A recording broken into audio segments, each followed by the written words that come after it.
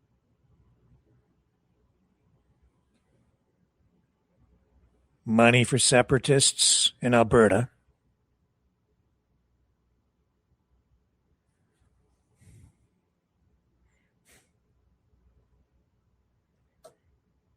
A Mexican senator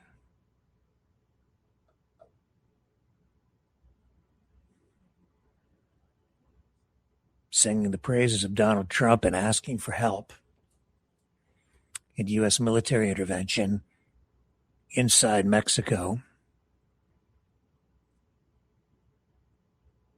The president of Mexico already working with the United States, collaborating, using U.S. intelligence to conduct the on-the-ground offensive against the drug cartels, specifically one cartel inside Mexico. So doing what Trump asked to be done, plunging the country into a state of chaos after the president of Mexico had stated publicly that it might be a problem because you might get this kind of response from the cartels, saying it could destabilize things and result in this kind of backlash, putting public safety at risk, suggesting, and has been resistant to this kind of very direct, aggressive action, which resulted in the killing of El Mencho, which really triggered a major backlash. And this Mexican senator, I have to wonder what kind of support she might be getting, or what kind of foreign influence might be present with regard to the Mexican politics. Circling me back around to Lieutenant Steve Rogers and the SOS campaign, getting Canadians to create the pretext and justification for U.S. military intervention at some point, maybe in the future, if called upon. All Trump has to do is produce these letters that Canadians have written and say, look, the Canadians are asking for us to go in to save them. So that was a real thing. Operation Sinaloa.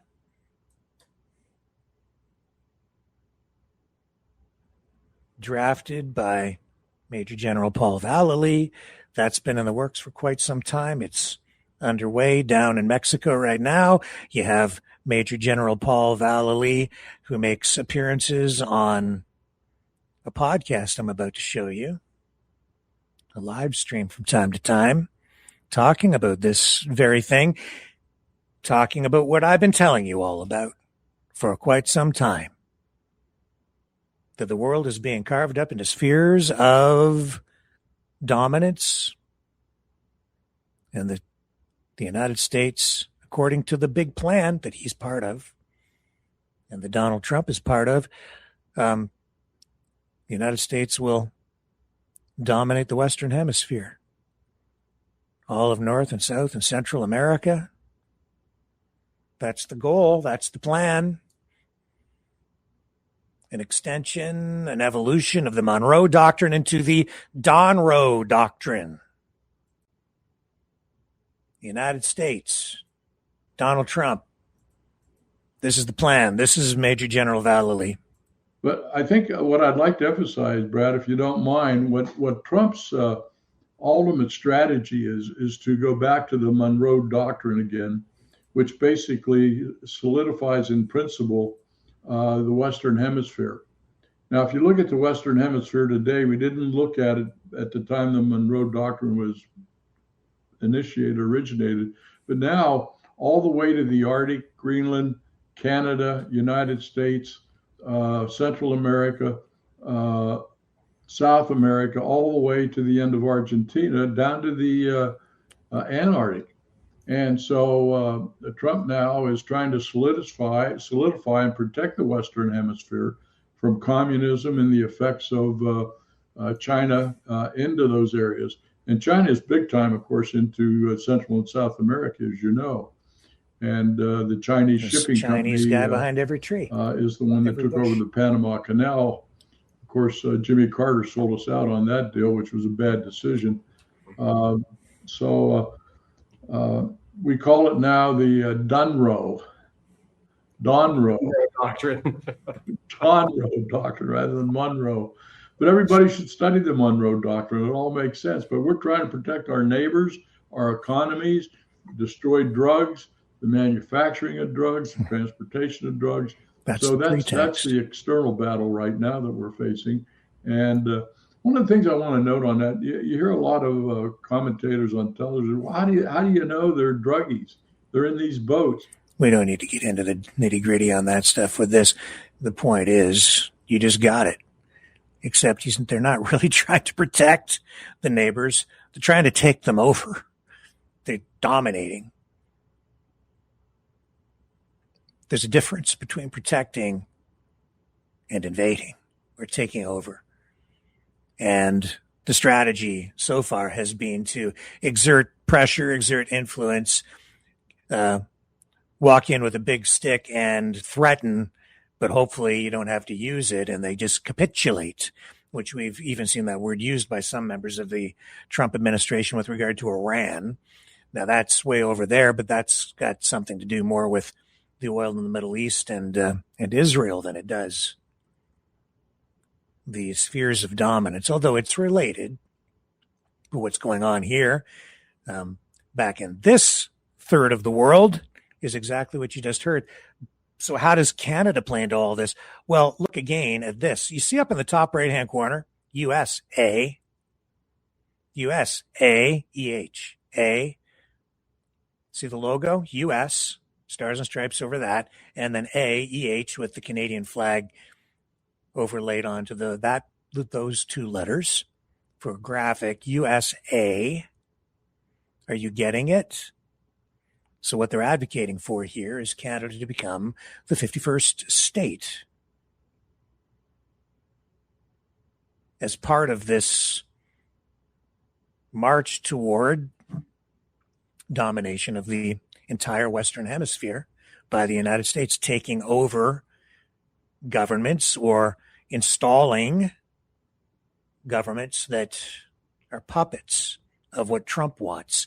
It's part of the broader war on liberalism. They want governments in place in all of the countries under the U.S. umbrella that will do the bidding of Donald Trump and the political movement that he has built.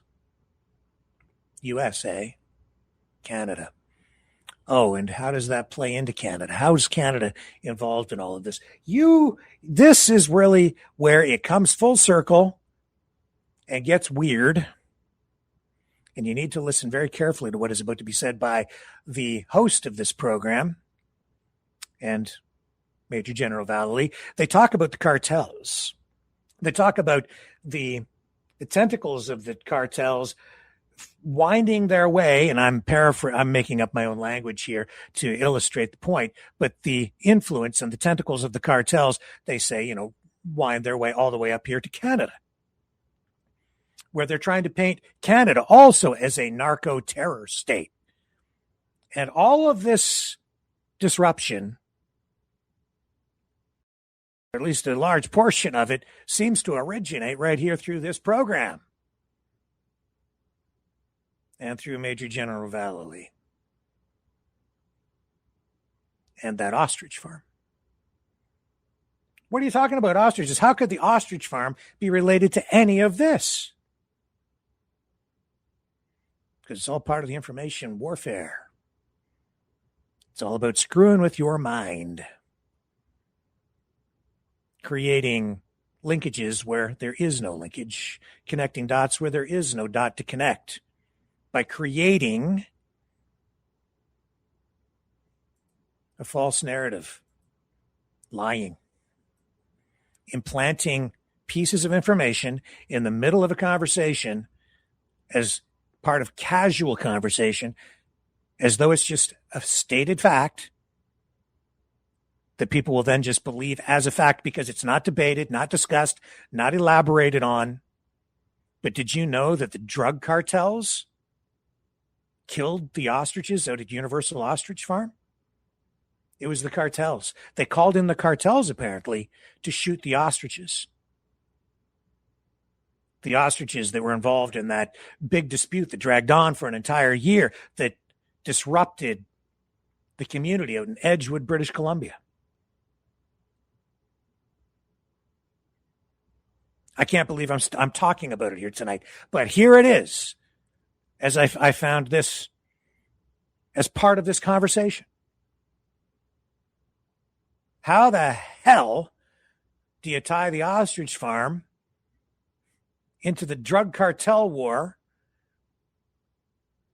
this nationwide organized crime mob war against the Mexican government in Mexico, sparked by Donald Trump? How do the ostriches figure into all of that? You thought that ostrich farm was just about the ostriches, right? You thought all that silliness, all that craziness, all that horror, all that mind-bending, weird, emotional manipulation, you thought all of that out there was about the ostriches? You thought it was about bird flu? You thought it was about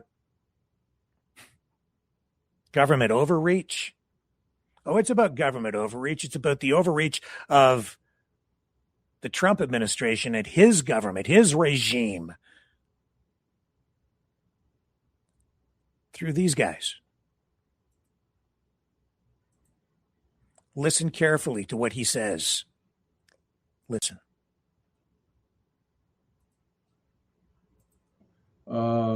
And they've taken the weapons away. The people have allowed the government to take the weapons away. It's the same thing in Australia. What are they thinking?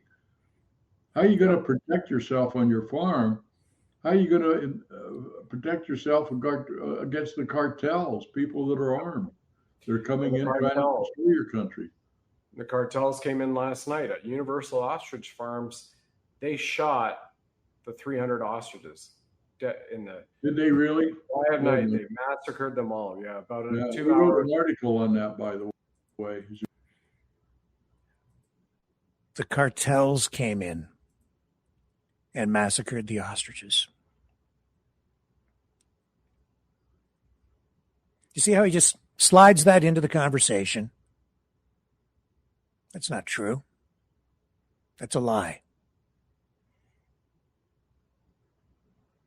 The drug cartels did not go into Universal Ostrich Farm and shoot the 300 ostriches, which were part of a call order from the Canadian Food Inspection Agency because of a bird flu outbreak at the farm, which resulted in a massive year-long series of court cases, court challenges.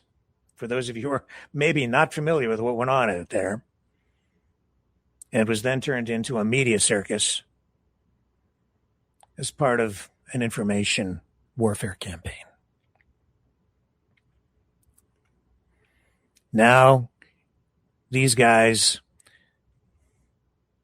who sit at the root of this unrest in Mexico are saying that it was the drug cartels responsible for killing the ostriches, connecting those two things together when no such reality exists. But a bunch of people, I'm sure, believe that now, just because it was stated as a matter of fact, casual piece of conversation slipped into the middle of an interview, as though it was just already established, when nothing could be further from the truth. It's actually pretty damn disgusting, because you can see where this is really leading. It's about disrupting everything. It's about undermining confidence, trust in our institutions, in our governments, in our police, in any politician that these guys don't like, that Trump doesn't like, that isn't in alignment with the Trump regime ideologically. So they become targeted.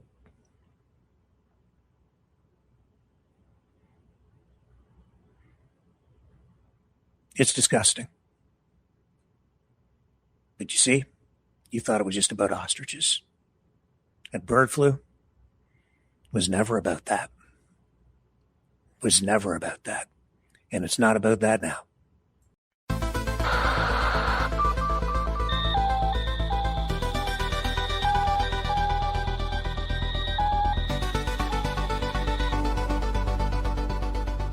Maverick News isn't just a news outlet, it's a community of truth seekers. Your donation at freedomreporters.com fuels our mission to report the stories that mainstream media won't touch. Thank you, Maverick family.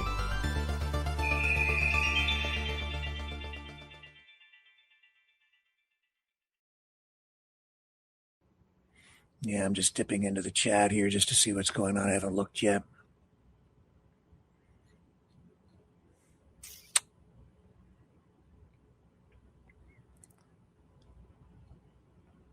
What is going on? Do tell Rick, I just did. Yeah, Lindy, oh my God, give me a break. I know, I couldn't believe it either. But there they are, those crazy birds. They live on in the political narrative.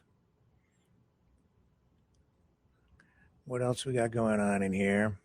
Rosemary Mack says, he said cartels, not drug cartels. Well, I just illustrated for you. I just explained to you why the drug cartels are not just drug cartels. They are organized crime cartels. They're involved in a lot of different things. And their influence, their tentacles, they extend well beyond Mexico into many, many countries. These are international crime syndicates. And Trump is, I think, pretty familiar, which also makes me wonder what's the true motivation here? And keep in mind that as pressure is applied to one cartel, other cartels benefit. When this cartel is weakened, reduced in size, when you take out their leader, when you maybe kill a bunch of their cartel members, another cartel comes in to fill the vacuum. There are historical examples of this.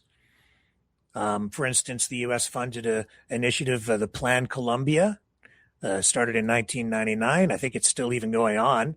It's provided billions in aid to Colombia for military operations, including aerial fumigation, eradication of cocoa crops, significantly reducing drug production, and it has weakened Colombian cartels. It did back in the early 2000s. But as a result, it displaced much of the cocaine trafficking northward. And then these Mexican cartels, including the Sinaloa and the Jalisco New Generation, filled that vacuum by taking greater control of distribution routes and U.S. markets. And so in a way, the United States, not in a way, they've had a direct impact on the growth of the Sinaloa and Jalisco New Generation drug cartels by providing the funding to combat the Colombian cartels just in that country during those periods without addressing or providing additional supports and aggressive tactics in Mexico. So you do something over here, it takes out these drug lords over there, these warlords over there, but then these guys come in and fill the vacuum. And that is again why, if you think that this is going to end the drug problem, if you think this approach is going to end the drug problem, think again. All this is really doing is shifting the balance of power. While common everyday people who are just trying to live their lives, or tourists who are down there just trying to enjoy the sun at a resort, now everything has been thrown into chaos, and you have at least 78 dead people tonight. There have been other examples, of this in the past too. They call it, I think, the balloon effect. So you've seen U.S. influenced crackdowns in countries like El Salvador, where you've got a lot of drug trafficking it becomes that's been a country for a conduit for drugs for a long time.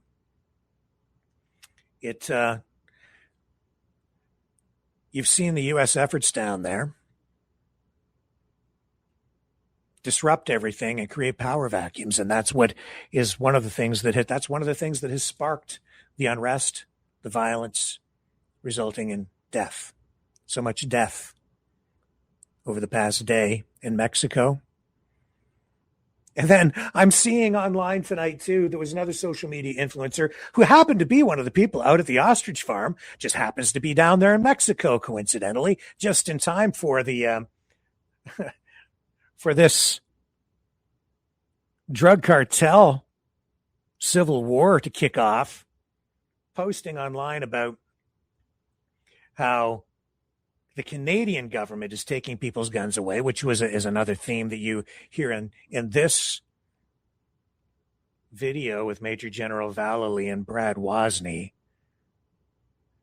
You know, they're taking your guns away, and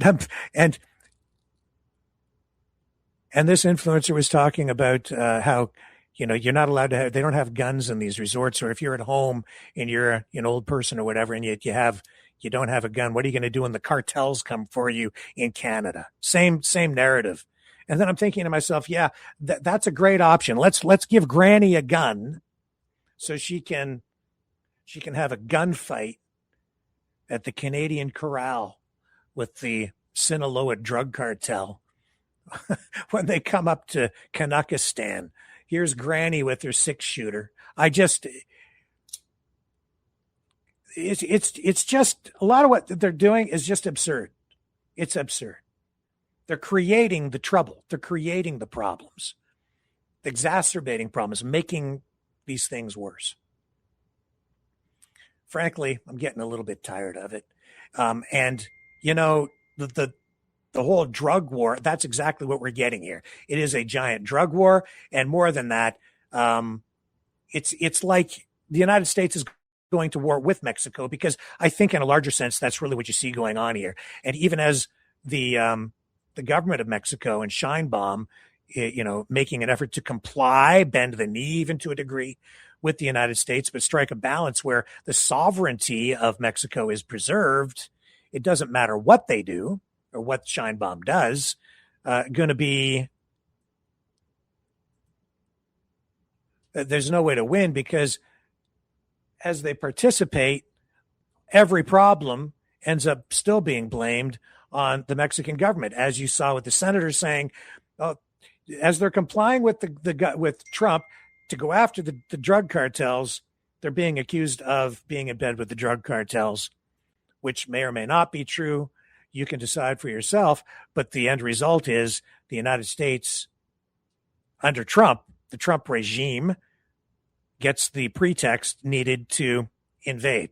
What people really need to understand right now is that this is war with Mexico. This is not just some bad hombre gangs that we're fighting against. This is now war with Mexico. When you understand this is David Nino Rodriguez, host of Nino's Corner TV on the Steve Bannon War Room. Cartels own and control every element of Mexico. We are at war with Mexico.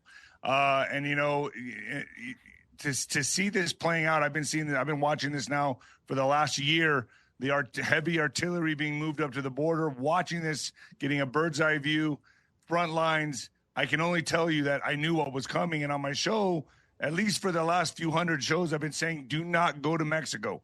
Americans, Canadians, do not go to Mexico. This is about to kick off. I don't know when, but it's going to kick off. And now it has kicked off.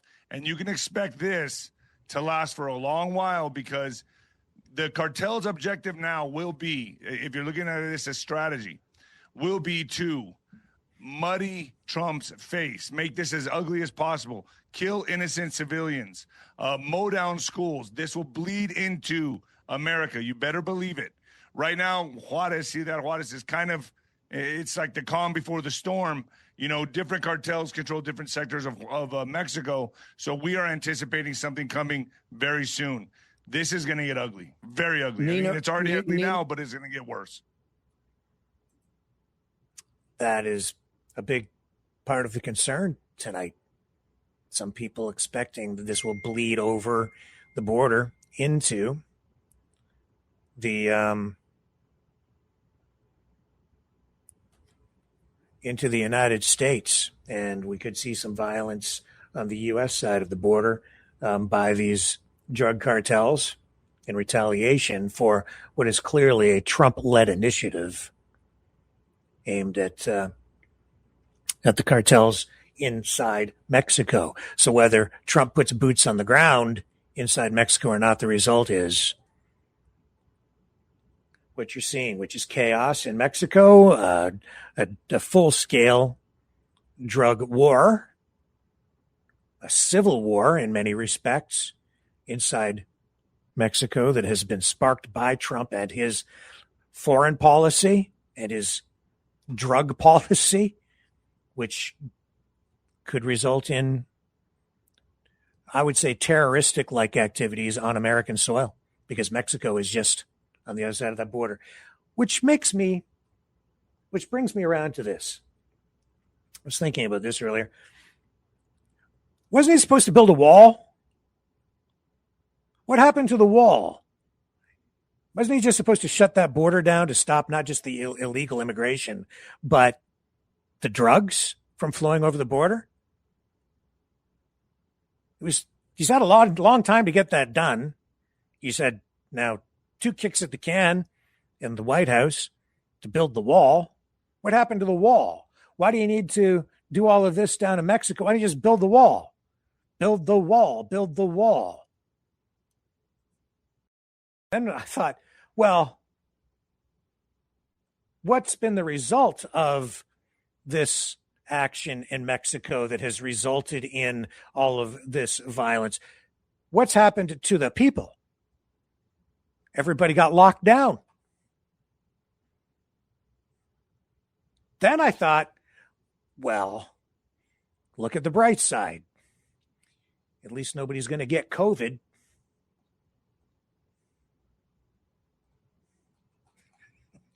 Jesus. Brightleaf Innovations is excited to offer our newest investment opportunity, the Turn Easy Bed Storage Solution. Turns with a touch, spins all the way around. Every little thing you need is easy to be found. No more clutter, no more mess on the floor. Just spin it, reach it, you don't search anymore. Turn Easy Bed, spin your world around. Storage made simple, the best you found. Shelves your way, keep the mess away. Charge it, store it, night or day.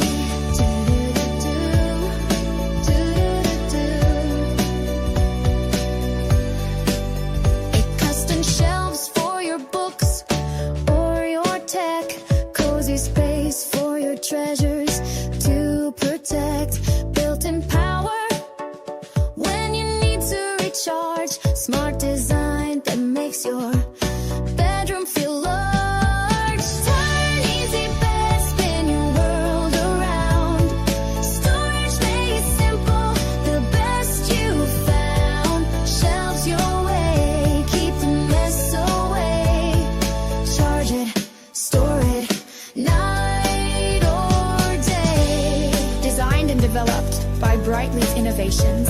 Proudly Canadian and patent pending in North America. Turn Easy Bed transforms how you live. To learn more about this innovative new product idea and exciting investment opportunity, call 519-784-0222 or visit brightleafinnovations.com.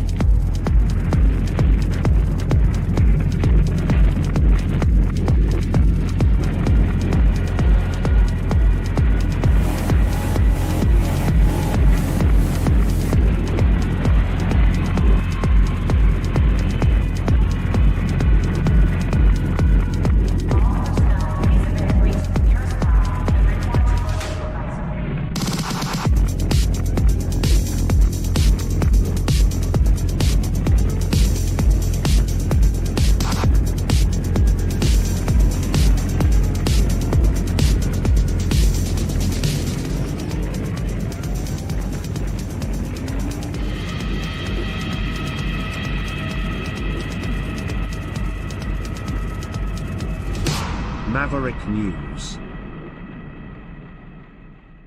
The world is watching.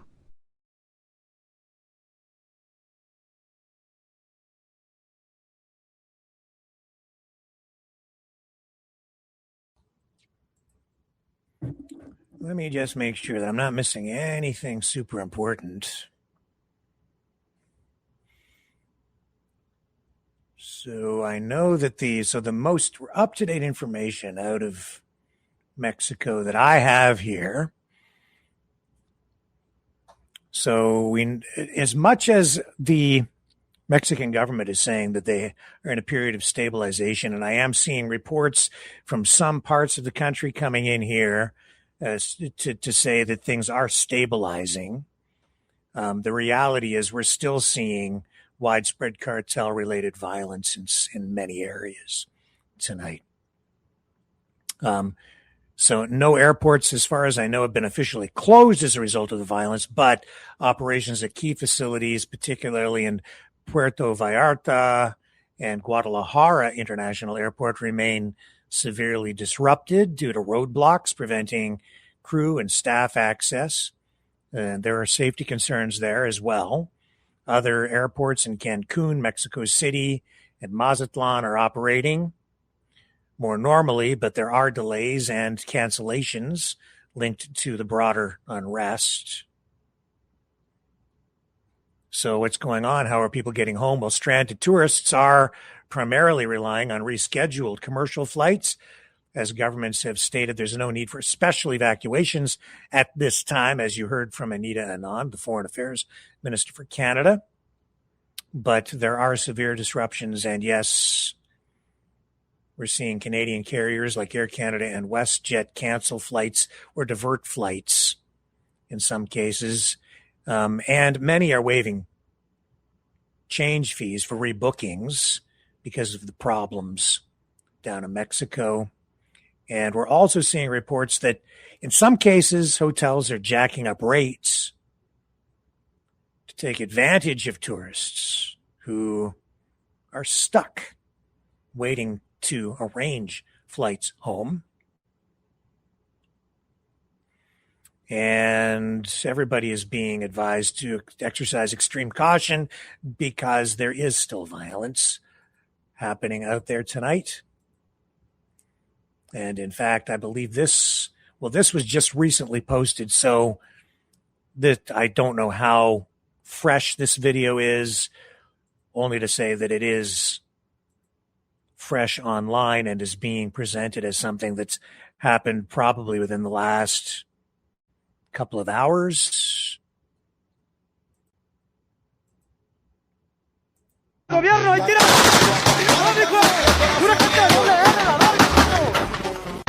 Mira, tocó con la Guardia Nacional para que puro más de verga, arriba el doble R. Y ya nos matamos a los de la conquista. I have to wonder.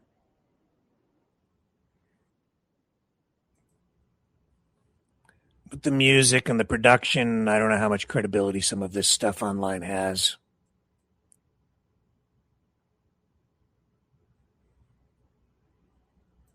Here's other video, but again, I don't know how recent this stuff is. This stuff just recently posted, but when was it shot? Hay que hacerlo más para adelante para pegarle. Hay que darle más para adelante para pegarle. Mira, esa es la reja, esa, tanto las motos, ánimo.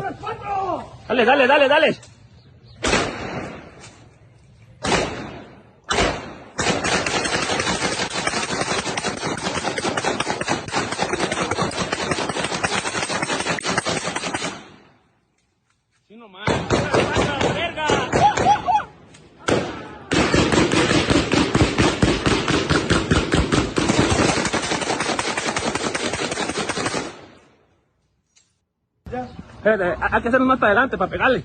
Hay que darle más para adelante para pegarle. Not a movie.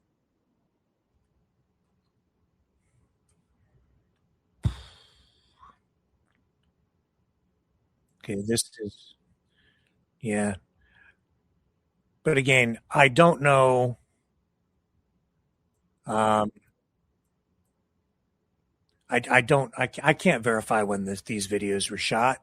So, and right now, it's important to know that information because we're trying to establish or figure out what the current situation is, right? Now, here's Mexico's defense secretary saying 80% of the weapons seized from cartels are of U.S. origin. Or at least according to this video. Ya se ha mencionado aquí de... Says it's already been mentioned here. Hablando de la estrategia... Speaking of the strategy general, since the beginning of the administration, 23,000 weapons have been seized. And I'm pretty sure this is an old clip. General. Se han asegurado en lo que va de la administración 23,000 armas. De esas 20... Of those 23,000 weapons, 80% are of U.S. origin, which is the information that I shared with you earlier during the broadcast and does mesh with the research that I did earlier today. 23,000 armas, el 80% son de origen norteamericano. Entonces, en este caso... So in this case, the proportion is roughly the same. Más o menos es la misma proporción. Correcto. Ya se ha mencionado aquí. And that just reinforces what I told you earlier. But hey, never let the truth get in the way of a good story, right? Just blame China. You know, someone very profoundly once said many years ago that if fascism ever comes to America, it'll come in the name of liberalism.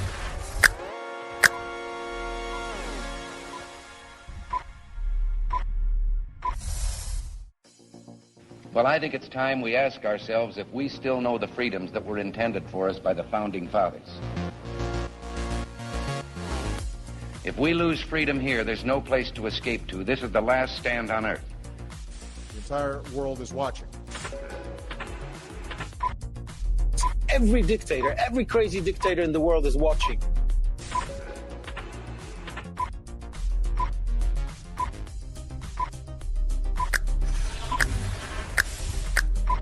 The world is watching.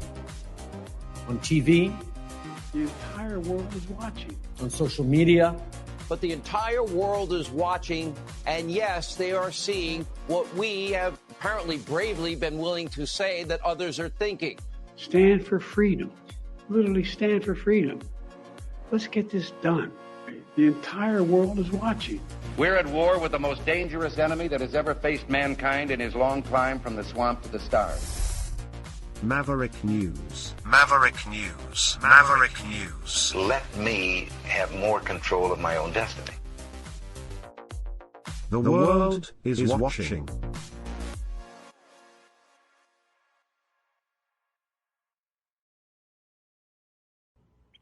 In other news, let us move on from the story out of Mexico. There are other things going on in the world. Former British ambassador to the U.S. has been arrested as a result of the Epstein files being released. British police arresting Peter Mandelson, detained amid this intensifying scandal after the Justice Department released these millions of Epstein-related documents, some of which appear to show Mandelson leaking sensitive political and market information to Epstein. There is video that has been released by Sky News showing Mandelson being led from his home in North London wearing a gray sweater and black coat. So this is when he was being arrested. And then he gets into a car, I guess. And London's Metropolitan Police say tonight in a news release that it was an update on an investigation into misconduct in public office offenses relating to a former government minister. In the release, they say officers have arrested a 72-year-old man on suspicion of misconduct in public office. It says this follows search warrants at 2 addresses in the Wiltshire and Camden areas, referring to a county which is about 100 miles to the west of London in an area north of the United Kingdom's capital. Mandelson has denied any wrongdoing related to Epstein. But we're seeing quite a number of people resign or fade into the background, at least for now, as a result of the release of these documents, these Epstein documents. The most prominent of those facing accusations and followed from all of this is, of course, former Prince Andrew, who was arrested on the same offense, misconduct. We will see what happens over the long term, whether justice does actually prevail here or what happens. But I will say this, it seems the justice system in the UK is functioning better than the justice system in the United States right now, where I'm wondering if anybody ever goes to jail for anything in any meaningful or real way. I mean, not only was Trump supposed to build a wall, remember, build that wall, build the wall, build the wall. What was the other one? Oh, yeah, lock her up, lock her up. I don't think she was ever locked up, was she? And what's going to happen to him now? I don't know. To Mr. Trump. Excuse me. We have another weird development in the Tumbler Ridge shooting. The older brother of the Tumbler Ridge shooter, Jesse Van Rootselaar, his older brother, was wanted on a Canada-wide warrant for attempted murder. So I guess Wood Buffalo RCMP say that this 22-year-old was wanted in connection with an incident allegedly involving an edged weapon back in 2024 in Fort McMurray, Alberta. And apparently, he has been arrested, this older brother of Jesse Van Rootselaar. What's this guy's name? It's I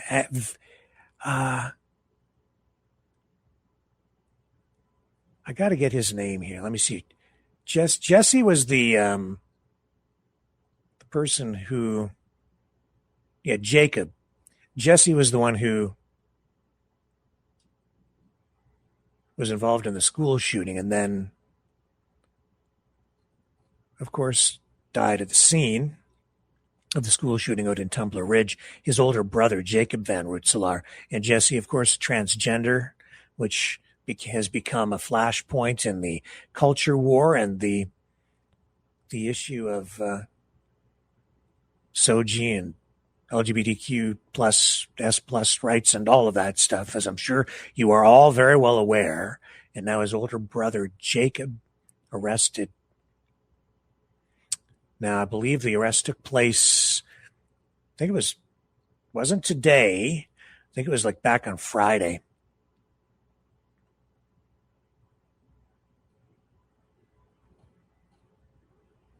So I just think that's a very strange development. I wasn't aware of that. I'm sure we'll be hearing more about that in the days ahead as well. And I know nothing. There's really no other information available at this point about that I have anyway, on his older brother. So we'll bring you more on that in the days ahead. And then related to that today, we saw Evan Solomon in Ottawa hold a news conference today. He's the minister responsible for artificial intelligence and digital innovation. And he addressed this story that came out. I think it was the Wall Street Journal that reported, maybe it was the New York Times, either way.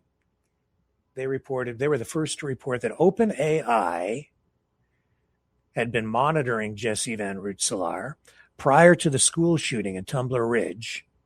They flagged him. And some of the OpenAI employees wanted to go to the authorities because they could see that he was potentially a safety risk because of his online activities. So today, news conference held with Evan Solomon in Ottawa. Let's pick that up here. Hi, everyone. I want to give some response to the very disturbing media reports in the wake of the tragedy in Tumbler Ridge. I was deeply disturbed by these reports. Obviously, our hearts go to the families in Tumbler Ridge and the families and the communities in this ongoing tragedy. And those reports were deeply disturbing. The report saying that OpenAI did not contact law enforcement in a timely manner. When I read those reports, I immediately contacted OpenAI to get an explanation about the situation. On Sunday morning, my team met with members of OpenAI as well, and then I have summoned the senior safety team from OpenAI in the United States to come here to Ottawa. They will come here tomorrow, and we will have a sit-down meeting to have an explanation of their safety protocols and when they escalate and their thresholds of escalation to police, so we have a better understanding of what's happening and what they do. I'm working closely with my colleagues in Justice, Public Safety, and Heritage on this. I'm also working closely with my colleagues in British Columbia as we examine this. Obviously, the details of the case, it's an ongoing investigation, but I'm happy to give you more information from OpenAI when they come here on Tuesday from the United States to give us a deeper understanding of exactly how such a situation could occur. Minister, is there anything in law that requires these companies to report anything to law enforcement or the government? And if not, will that be something that plays out as part of the privacy legislation you're working on or online harms? Canadians expect, first of all, that their children particularly and are kept safe and that these organizations act in a responsible manner. And I'm going to working closely with Public Safety, the Justice Minister and Heritage Minister, and the bill on privacy and data that we have forthcoming to make sure that Canadians are kept safe. I will tell you this, all options are on the table. Do you have any reticence about regulating AI chatbots at all? All options are on the table.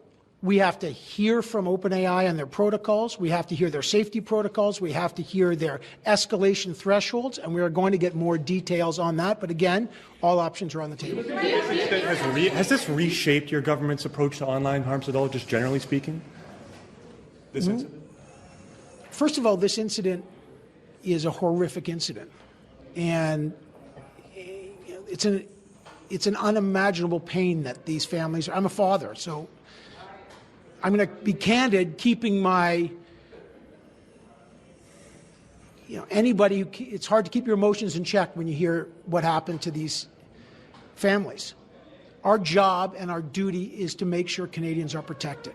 And I can tell you, we've got Bill C-16 criminalizing, right now that's tabled, criminalizing the non-consensual sharing of non-consensual sexualized imagery with the Justice Minister. I've got my bill on updating privacy legislation in PIPEDA. We've got Mark Miller, under which online harms falls, and we are working very closely together to make sure that we have a suite of measures to protect Canadians. And I will say that that suite of measures will be thorough and to make sure that Canadians are kept safe, especially children. AI adoption should move at the speed of trust. Given what we've just seen here, what should the trust level that Canadians have in these companies right now, what should that look like?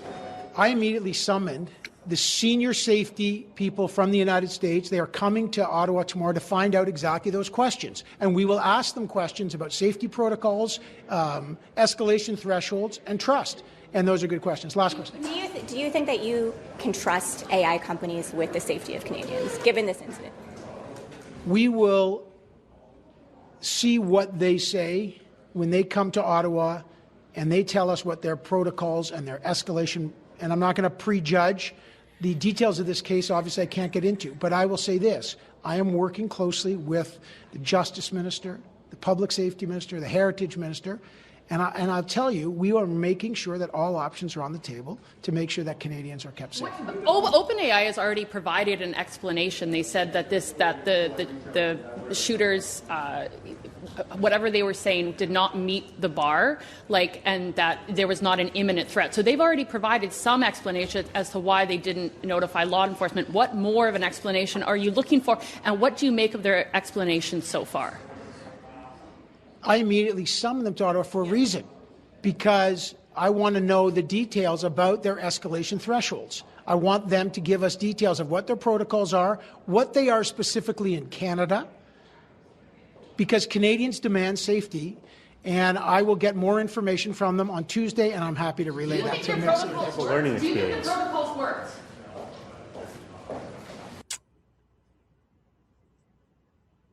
Wow. I'm going to look in the chat. Do you guys have any thoughts on that?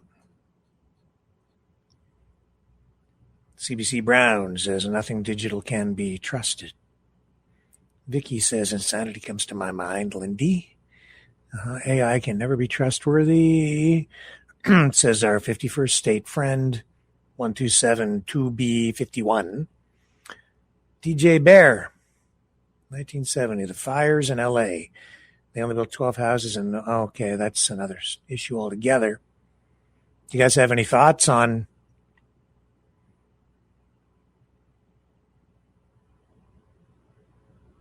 what went on with AI, OpenAI, and the Tumbler Ridge shooting tragedy? Rusty Wiener. So basically, the private sector showed how incompetent the government is.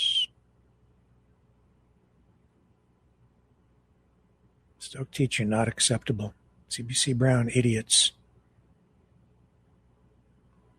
Yeah, it shows me, too, a couple of things. It shows me that while everybody is worried about Chinese cars being spy cars, the reality is they already know. They are already monitoring everything we do on the internet. They're tracking everything, all your activity. You have your phone, you have your laptop, you have your desktop, whatever. All of your online activity is being monitored at all times and being recorded. That's a big concern for everybody. But it shows me as well that not all of that information is being shared, that privacy concerns in this case were paramount when maybe they shouldn't have been. Maybe you value privacy more than safety. Trying to strike a balance is something that is difficult. This is something we need to figure out as a society as we try to find ways to live with this new technology, the internet, social media, artificial intelligence, an increasing concern where I think what we're also seeing here, and that was not really addressed in that address from Evan Solomon, it's not just whether they report on the activity of someone online and what they are doing. I'm concerned about what these media companies, these artificial intelligence systems, what the companies that control them, what they're doing, what kind of information they're pumping into somebody's brain. Because it's pretty clear to me that people are being influenced by the information they're consuming. And the information they're consuming is being selected through algorithms or maybe even other means controlled by these tech giants. As I've indicated, as I showed the other night in some of the other, in that presentation about artificial intelligence, online activity, and targeting of information, they can micro-target right down to an individual the distribution or the what information they're going to feed us, feed an individual. And they can do it in ways that goes mainly undetected. So it is the questions I think that Evan Solomon needs to ask in this meeting when he sits down with these people from OpenAI should not be restricted or even necessarily focused on the reporting mechanisms and the escalation protocols. You should be asking questions about what are these algorithms doing? What information is being fed to people? Are people's views and beliefs being amplified?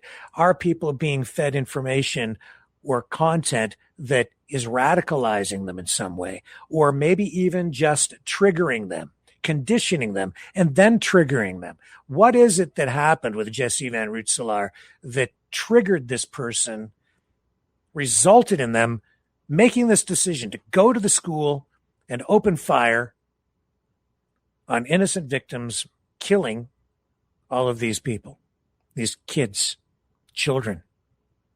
What is it that set all of that off? Was it one thing? Was it a series of things? Was it something? Was it factors offline in the real world? Or was it content being fed, algorithms? Was it stuff that was going on right here in the digital matrix, in this digital reality that is being used to shape our perceptions and create some sort of new reality for people that maybe isn't real at all? And maybe even, in the case of Jesse Van Rootselaar, destabilized his sense of self.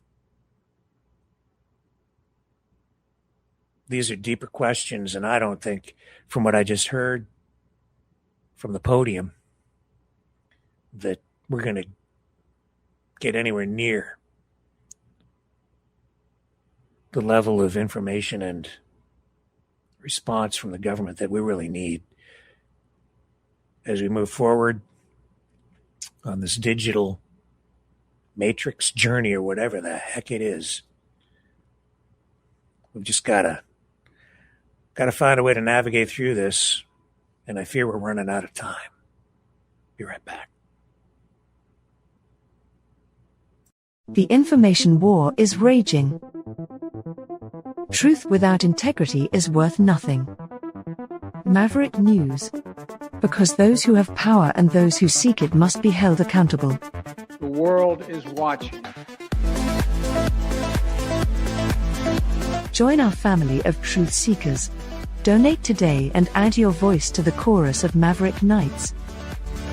Donate at maverickdonations.com. Truth. Integrity. It's the Maverick way.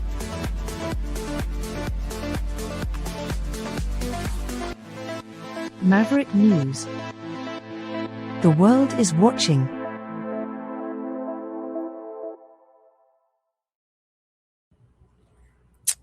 Okay, heartbreak, Olympic heartbreak, of course, as you know.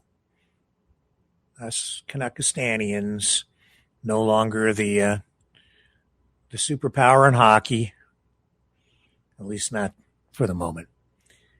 But I just took note of this. I guess the U.S. women's hockey team has declined the invitation to Trump's State of the Union address. Another blow to the president, who no doubt is going to be, I don't know, he'll probably tariff the U.S. women's hockey team. That's it. You're not getting back into the country unless you pay a $5,000 tariff. They didn't come right out and say, like, we're not coming to your stupid address. We hate your guts, or anything like that. It was, what was the statement that said, we are sincerely grateful for the invitation extended to our gold medal winning U.S. women's hockey team and deeply appreciate the recognition of their extraordinary achievement. Due to the timing and previously scheduled academic and professional commitments following the games, the athletes are unable to participate.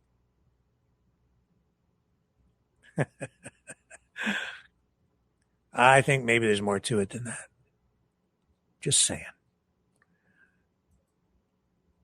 I don't know. What else do I have for you tonight as we kind of bring things to a conclusion this evening? We have Solomon. We got him. I don't want to miss anything important. We talked about the Epstein stuff.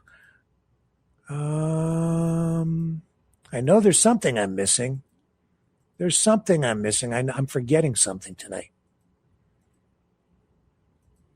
What else did I have? Oh, I know what it was. Did you? And spring is coming. Although this big storm, right? Still digging out in many places in the U.S. What is the status of that storm, by the way?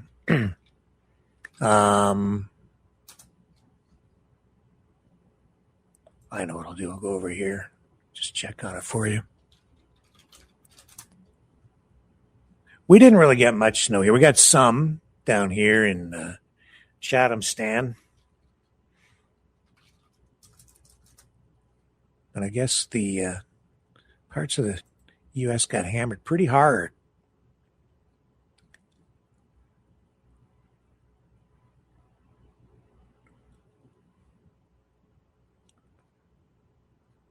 Still stuff online tonight, too, about all the unrest in Mexico.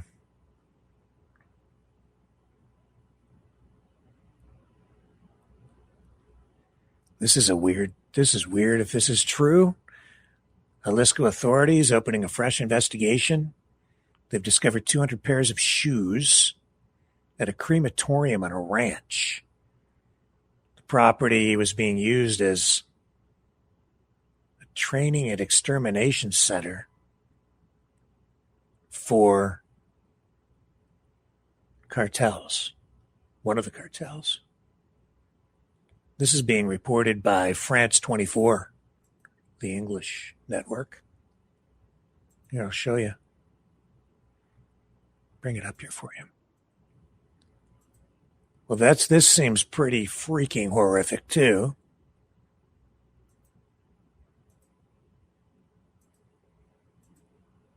Okay, let's see what this is about. Boy, I thought we were getting into a little bit of lighter news, and then this pops up. 2 meters beyond the entrance of this now cordoned-off ranch in the Mexican state of Jalisco, the horrors of one of the country's most notorious drug cartels are being unearthed. It's here deep underground that the Warrior Searchers of Jalisco, a collective that helps find missing people, discovered a makeshift crematorium. What they found inside confirmed what authorities feared most. We found it because we had several anonymous calls, including relatives who accompanied us to where their son could possibly have been. We found burnt remains of human bodies burnt in graves. The collective believes the remains are those of people who have disappeared in this state. It's on this ranch that Jalisco New Generation Cartel recruited and trained dozens of people against their will.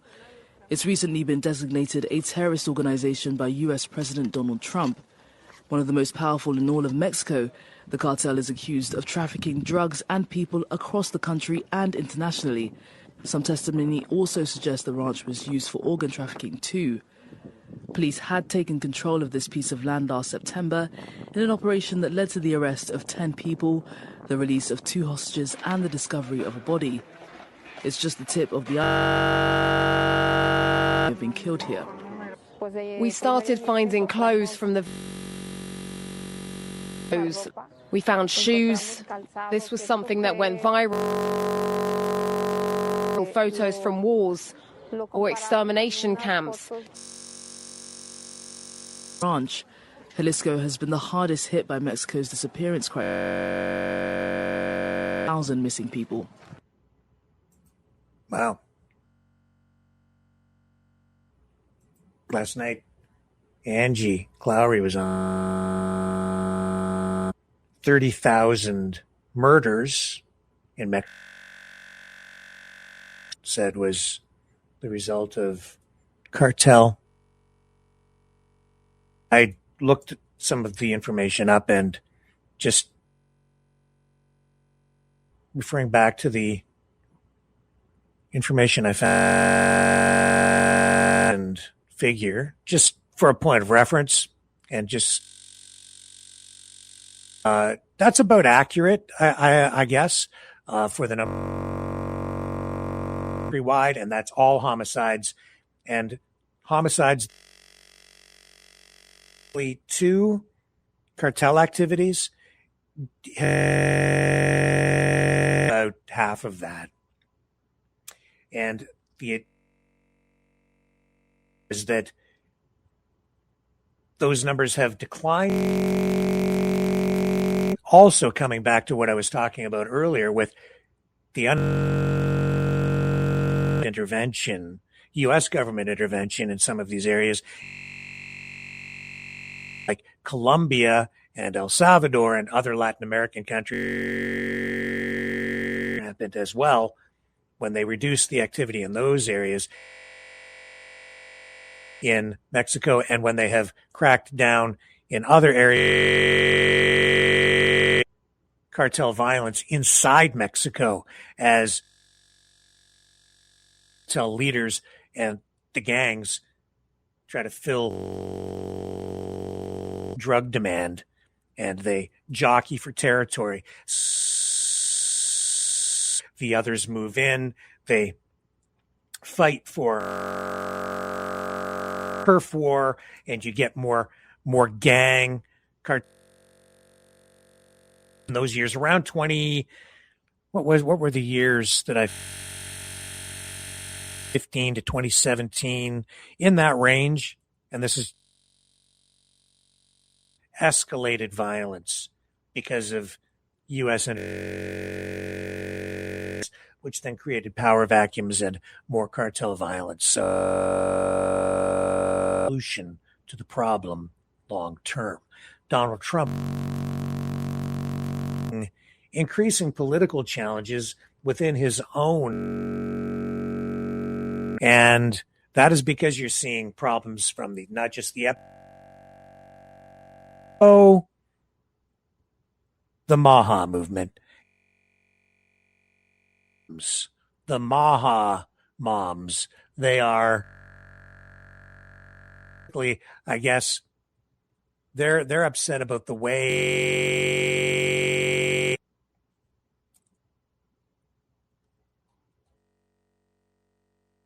I think Blaze. I'm not. Yeah, there it is. There, we'll bring the. I heard about this overnight.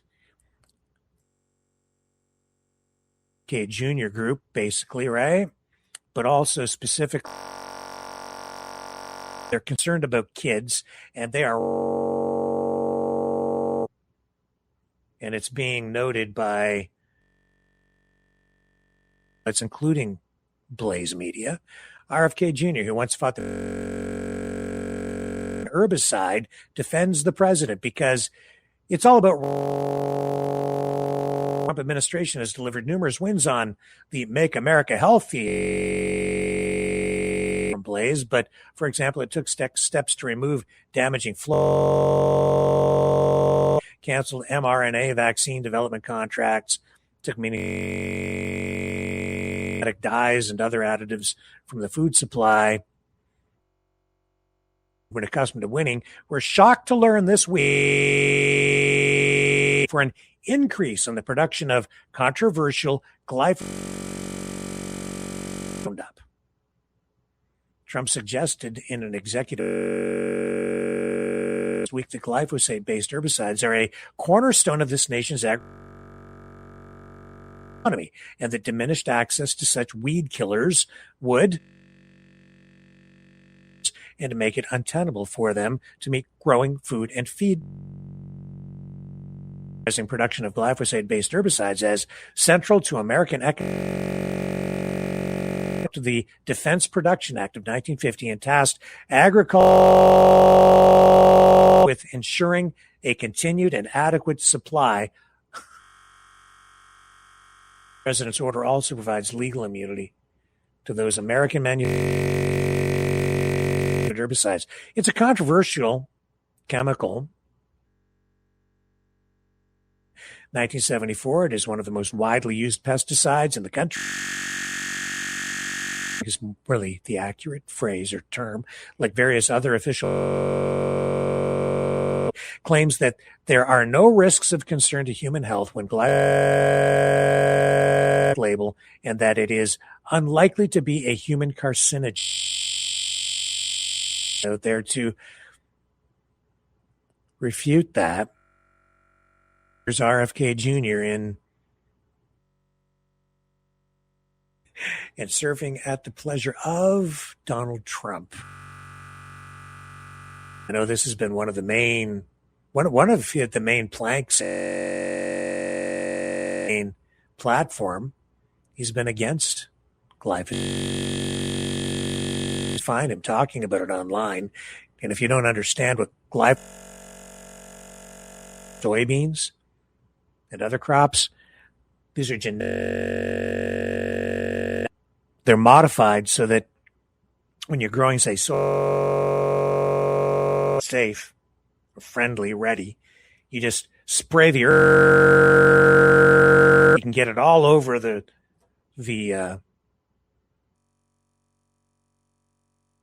and they don't die, but it kills all the weeds.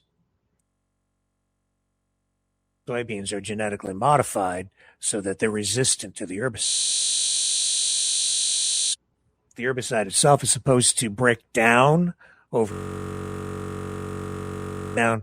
before you eat it, but RFK Jr. to this, that it persists in the environment and that it builds. We're all eating it, and they don't just spray it on the crop. So spray that stuff.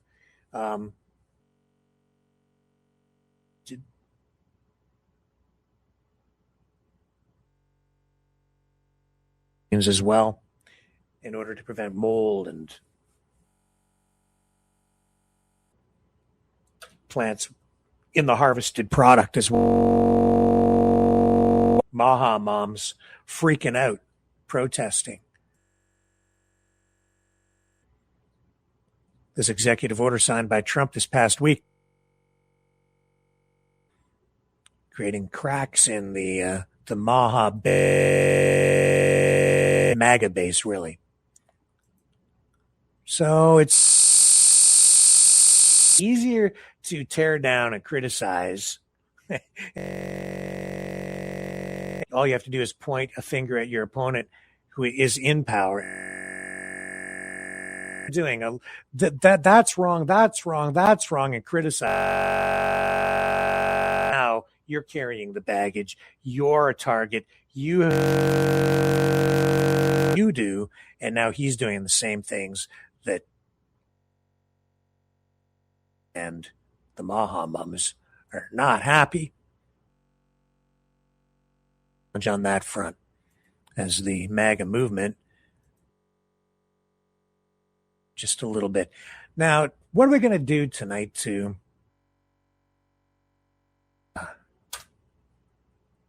bring things to a close? Well,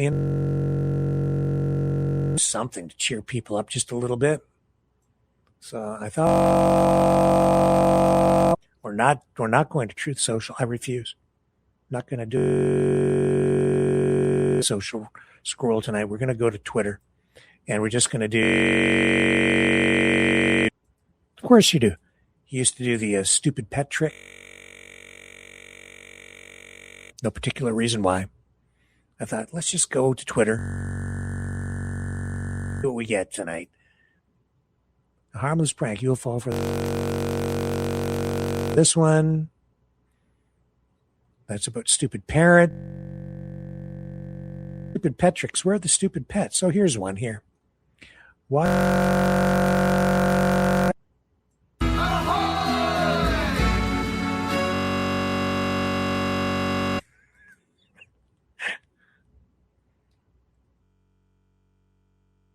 I take Cosmo for rides in the car. He's not the best in the car. Feet up in the front, in the passenger seat, but everyone like to drive, so I have to be careful of that. Merry Christmas and Happy Holidays from B. Okay, dog eating something. I don't get it. What other stupid pet tricks do we have? It is so funny with trouble. All you have to do is yell out their name for them to jump 10.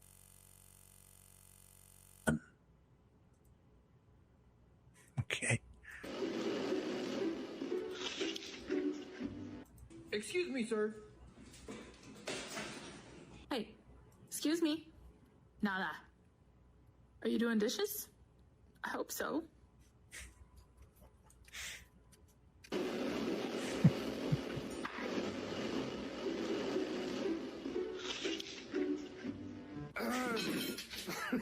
What are you doing?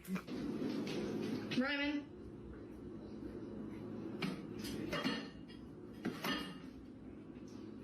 Kevin.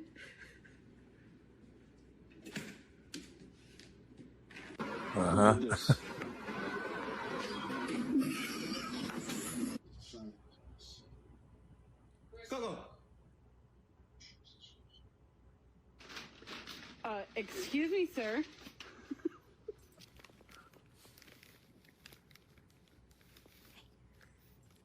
Oh, you got one. Excuse me, sir. Hey, excuse me. And we're in a loop now. Are you doing dishes? No, I don't think he was doing dishes.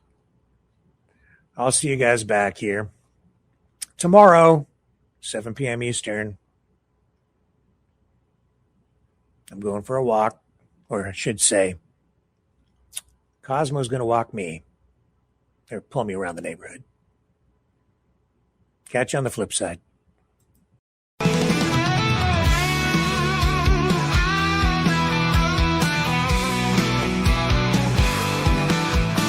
I heard old Cosmo howling last night up on the hill where the moon shines so bright.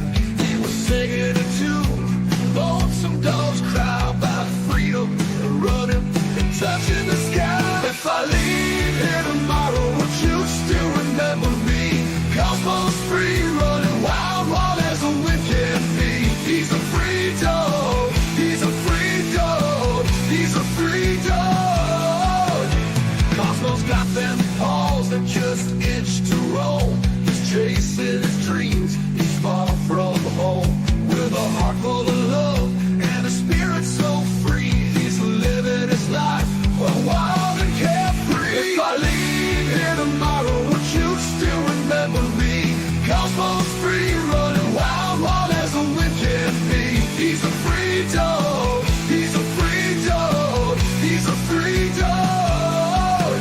He's got the stars in his eyes, the wind in his fur, a tail that wags like it's never heard of a blur. Cosmo's on a journey, he's got no chains.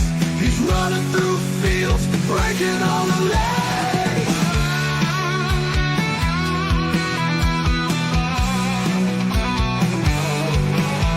Now the night's getting cold, the sky's turning gray, but Cosmo's still out there, he's miles away. He's not looking back, he's got his path to tread. With every step, he's leaving his bed. If I leave here tomorrow, would you still remember me? Cosmo's free, running wild, wild as the wind can be. He's a free dog, he's a free dog, he's a free dog. So if you're feeling lost, just think of Cosmo's run. Remember his spirit, his freedom, his fun. And maybe one day, when you're feeling alone, you'll find your own freedom and let your spirit go. If I leave here tomorrow, would you still remember me?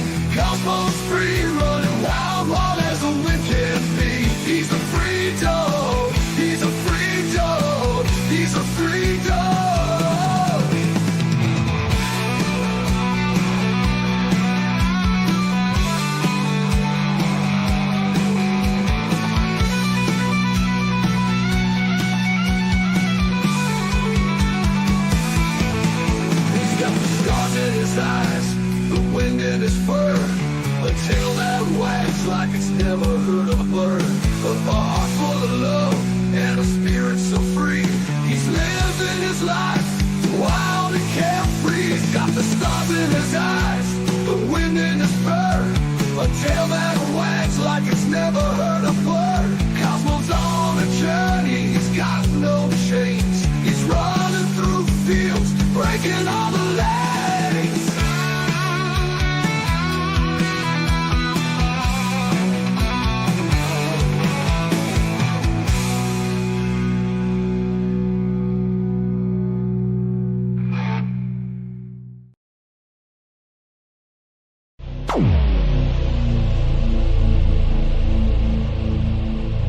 This has been a Maverick Multimedia production.